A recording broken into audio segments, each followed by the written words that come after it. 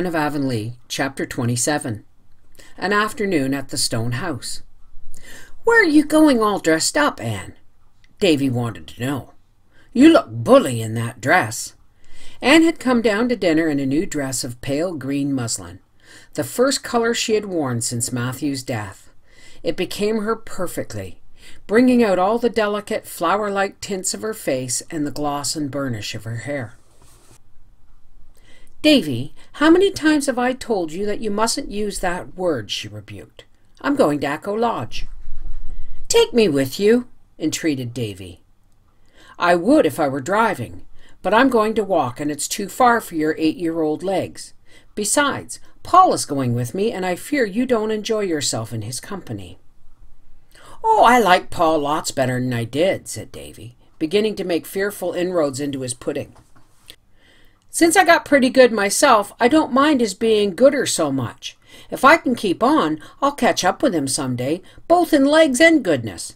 Sides, Paul's real nice to us second primer boys in school. He won't let the other big boys meddle with us, and he shows us lots of games."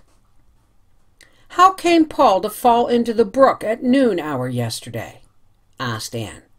"I met him on the playground. Such a dripping figure that I sent him promptly home for dry clothes without waiting to find out what happened." "Well, it was partly his accident," explained Davy. "He stuck his head in on purpose, but the rest of him fell in accidentally. We was all down at the brook, and Prairie Rogerson got mad at Paul about something. She's awful mean and horrid anyway, if she is pretty, and said that his grandmother put his hair up in curl rags every night. Paul wouldn't have minded what she said, I guess, but Gracie Andrews laughed, and Paul got awful red, 'cause Gracie's his girl, you know. He's clean gone on her.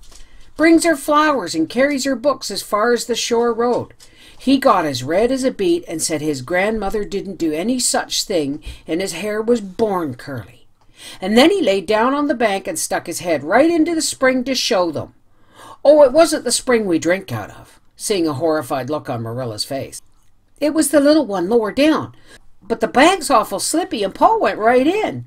I tell you, he made a bully splash. Oh, Anne, I didn't mean to say that. It just slipped out before I thought. He made a splendid splash, but he looked so funny when he crawled out all wet and muddy. The girls laughed more than ever, but Gracie didn't laugh. She looked sorry. Gracie's a nice girl, but she's got a snub nose. When I get big enough to have a girl, I won't have one with a snub nose. I'll pick one with a pretty nose like yours, Anne." "A boy who makes such a mess of syrup all over his face when he is eating his pudding will never get a girl to look at him," said Marilla severely. "But I'll wash my face before I go courting," protested Davy, trying to improve matters by rubbing the back of his hand over the smears. "And I'll wash behind my ears, too, without being told. I remembered to this morning, Marilla. I don't forget half as often as I did, but—" said Davy, and Davy sighed. "There's so many corners about a fellow that's awful hard to remember them all. Well, if I can't go to Miss Lavender's, I'll go over and see Mr. Harrison. Mrs. Harrison's an awful nice woman, I tell you. She keeps a jar of cookies in her pantry a purpose for little boys, and she always gives me the scrapings out of the pan she's just mixed up a plum cake in. A good many plums stick to the sides, you see. Mr. Harrison was always a nice man, but he's twice as nice since he got married over again. I guess getting married makes folks nicer. Why don't you get married, Marilla? I want to know." Marilla's state of single blessedness had never been a sore point with her, so she answered amiably, with an exchange of significant looks with Anne, that she supposed it was because nobody would have her. "But maybe you never asked anybody to have you," protested Davy. "Oh, Davy," said Dora primly, shocked into speaking without being spoken to. "It's the men that have to do the asking." "I don't know why they have to do it always," grumbled Davy. "Seems to me everything's put on the men in this world. Can I have some more pudding, Marilla?" "You've had as much as was good for you," said Marilla, but she gave him a moderate second helping. "I wish people could live on pudding. Why can't they, Marilla? I want to know. Because they'd soon get tired of it. I'd like to try that for myself, said skeptical Davy. But I guess it's better to have pudding only on fish and company days than none at all. They never have any at Milty Boulter's. Milty says when company comes, his mother gives them cheese and cuts it herself, one little bit apiece, and one over for manners. If Milty Boulter talks like that about his mother, at least you needn't repeat it, said Marilla severely. Bless my soul! Davy had picked this expression up from Mr. Harrison and used it with great gusto. Milty meant it as a compliment. He's awful proud of his mother, 'cause folks say she could scratch up a living on a rock. I suppose them pesky hens are in my pansy bed again, said Marilla, rising and going out hurriedly. The slandered hens were nowhere near the pansy bed, and Marilla did not even glance at it. Instead, she sat down on the cellar hatch and laughed until she was ashamed of herself. When Anne and Paul reached the stone house that afternoon, they found Miss Lavendar and Charlotta the Fourth in the garden, weeding, raking, clipping, and trimming as if for dear life. Miss Lavendar herself, all gay and sweet in the frills and laces she loved, dropped her shears and ran joyously to meet her guests, while Charlotta the Fourth grinned cheerfully. Welcome, Anne. I thought you'd come today. You belong to the afternoon, so it brought you. Things that belong together are sure to come together. What a lot of trouble that would save some people if they only knew it. But they don't, and so they waste beautiful energy moving heaven and earth to bring things together that don't belong. And you, Paul, why, you've grown. You're half a head taller than when you were here before. Yes, I've begun to grow like a pigweed in the night, as Mrs. Lynde says, said Paul, in frank delight over the fact. Grandma says it's the porridge taking effect at last. Perhaps it is. Goodness knows, sighed Paul deeply. I've eaten enough to make anyone grow. I do hope, now that I've begun, I'll keep on till I'm as tall as Father. He's 6 feet, you know, Miss Lavendar. Yes, Miss Lavendar did know. The flush on her pretty cheeks deepened a little. She took Paul's hand on one side and Anne's on the other and walked to the house in silence. Is it a good day for the echoes, Miss Lavendar? Queried Paul anxiously. The day of his first visit had been too windy for echoes, and Paul had been much disappointed. Yes, just the best kind of day, answered Miss Lavendar, rousing herself from a reverie. But first we're all going to have something to eat. I know you two folks didn't walk all the way back here through those beech woods without getting hungry, and Charlotta the Fourth and I can eat any hour of the day. We have such obliging appetites, so we'll just make a raid on the pantry. Fortunately, it's lovely and full.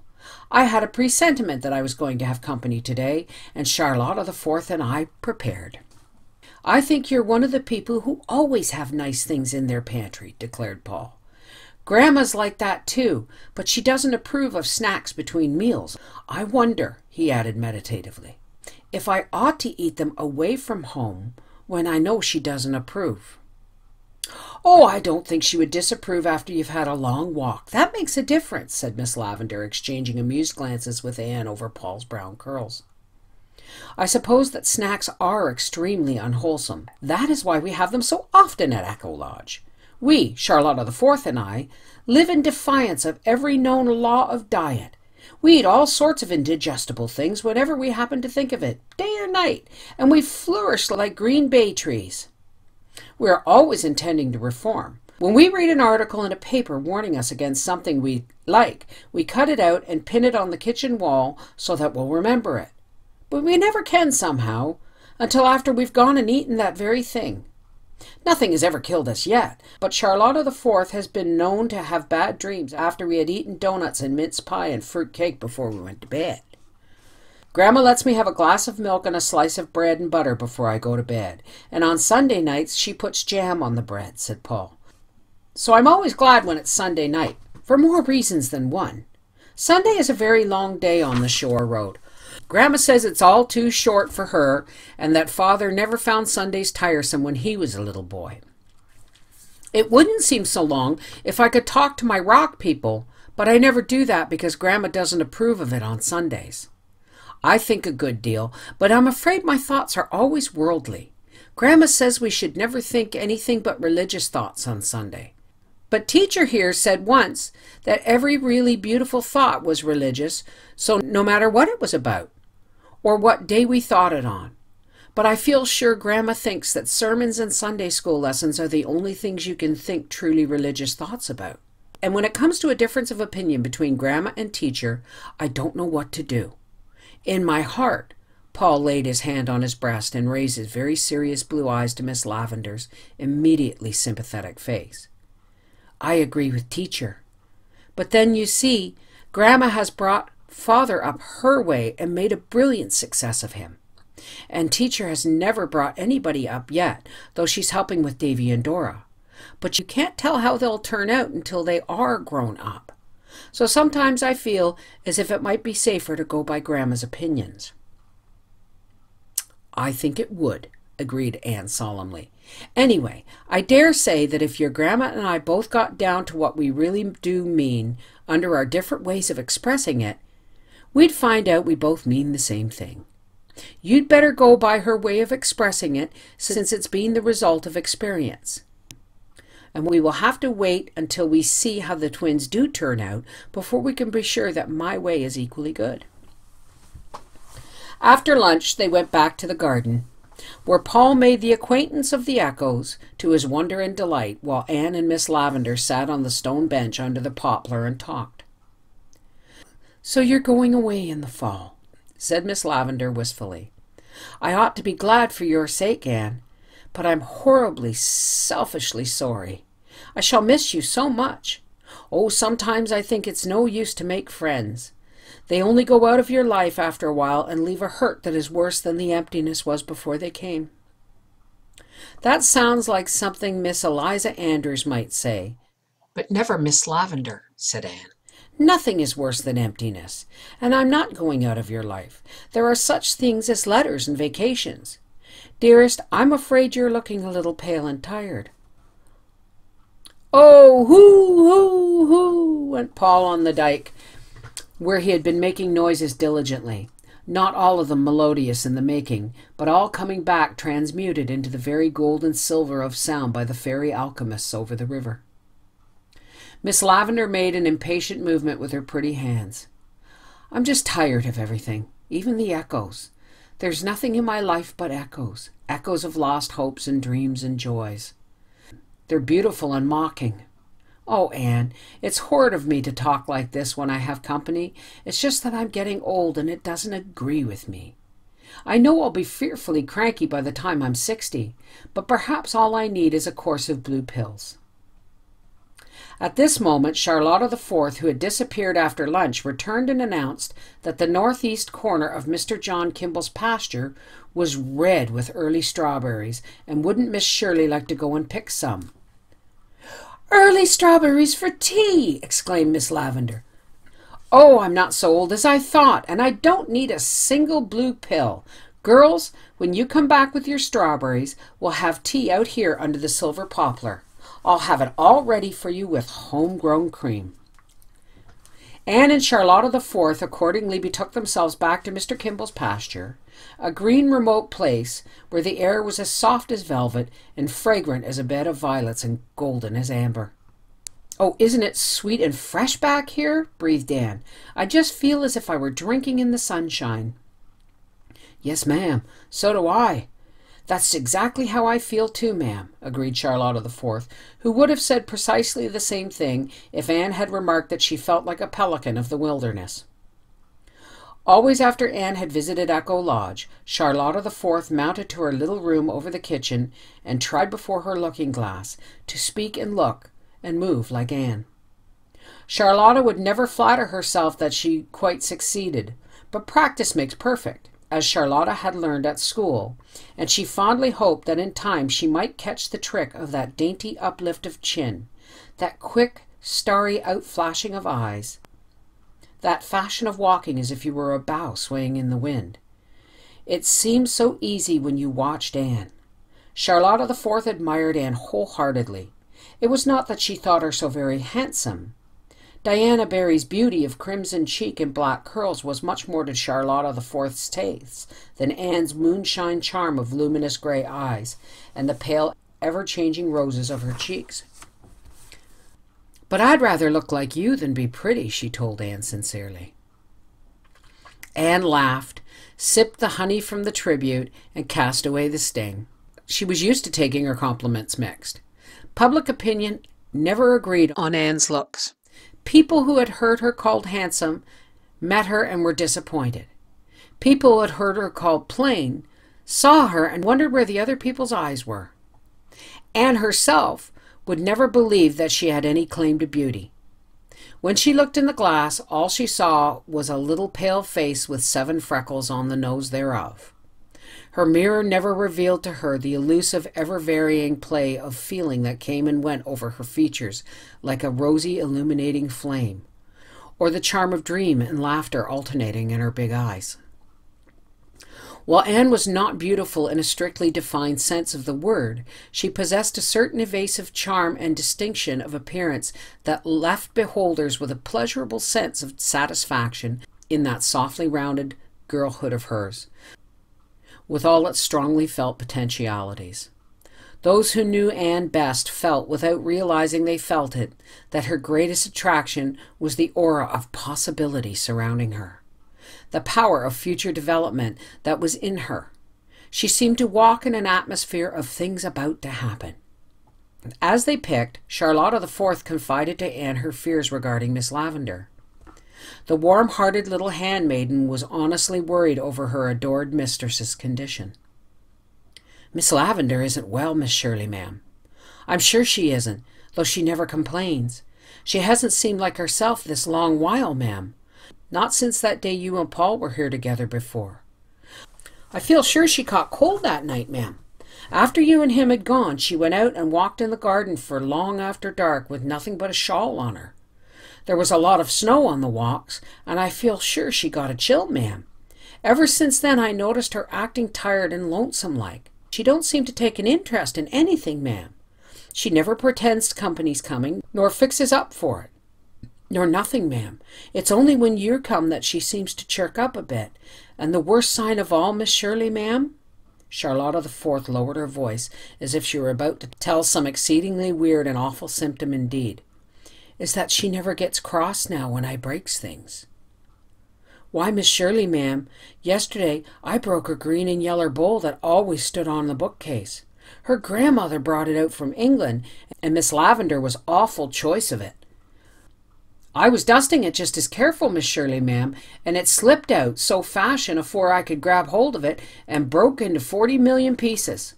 I tell you I was sorry and scared. I thought Miss Lavendar would scold me awful, ma'am, and I'd rather she had than take it the way she did.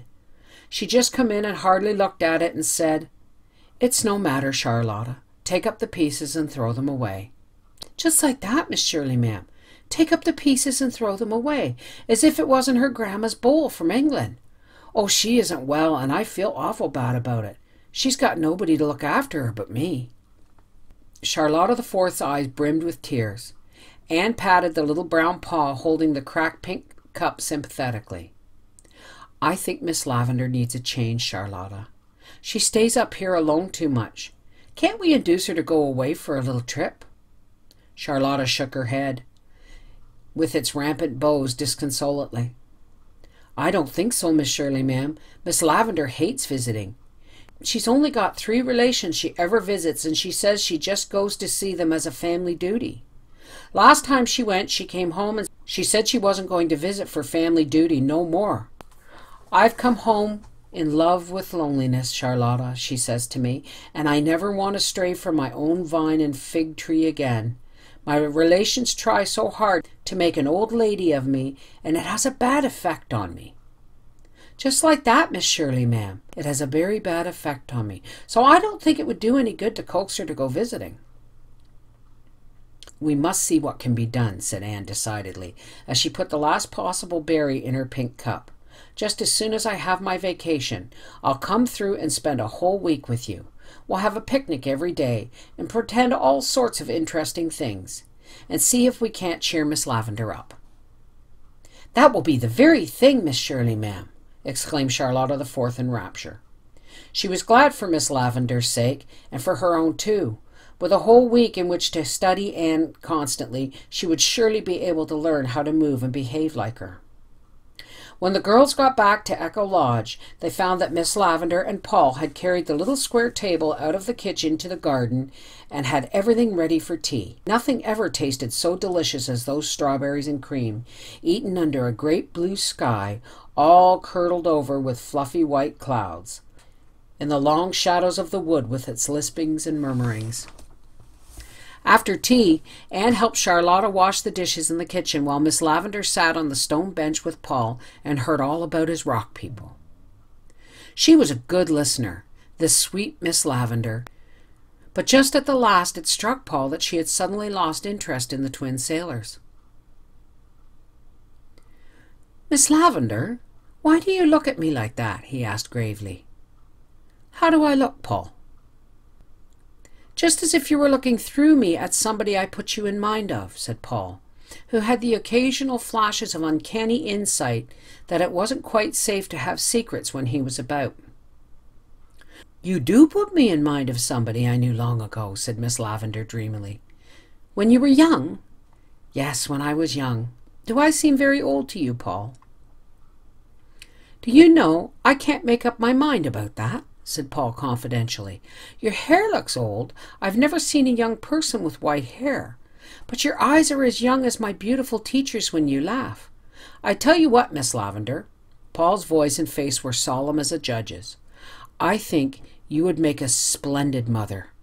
You have just the right look in your eyes. The look my little mother always had. I think it's a pity you haven't any boys of your own." "I have a little dream boy, Paul." "Oh, have you really? How old is he?" "About your age, I think. He ought to be older because I dreamed him long before you were born. But I'll never let him get any older than 11 or 12, because if I did, someday he might grow up altogether and I'd lose him." "I know," nodded Paul. "That's the beauty of dream people. They stay any age you want them. You and my beautiful teacher and me are the only folks in the world that I know of that have dream people. Isn't it funny and nice we should all know each other? But I guess that kind of people always find each other out. Grandma never has dream people, and Mary Jo thinks I'm wrong in my upper story because I have them. But I think it's splendid to have them. You know, Miss Lavendar. Tell me all about your little dream boy." "He has blue eyes and curly hair. He steals in and wakens me with a kiss every morning. Then all day he plays here in the garden, and I play with him. Such games as we have. We run races and talk with the echoes, and I tell him stories. And when twilight comes—" "I know," interrupted Paul eagerly. "He comes and sits beside you so, because of course at 12 he'd be too big to climb onto your lap, and he lays his head on your shoulder, so, and you put your arms about him and hold him tight, tight, and rest your cheek on his head. Yes, that's the very way. Oh, you do know, Miss Lavendar."